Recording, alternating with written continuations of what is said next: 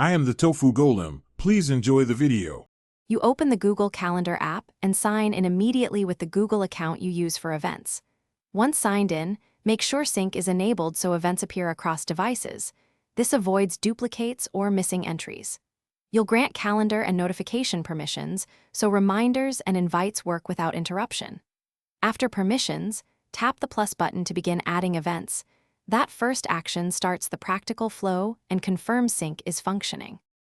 You tap the plus and choose event to enter the core details: title, date and start/end times, and location so Maps integration works.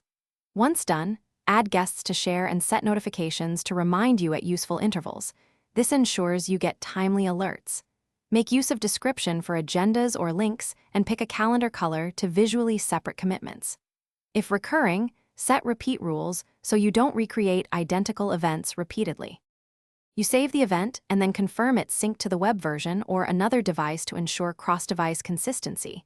This final check prevents surprises. Once saved, use the event menu to edit details or cancel and notify guests if plans change. If something goes wrong, try forcing a sync, clearing the app cache, or removing and re-adding the account. That usually resolves permission or sync hiccups.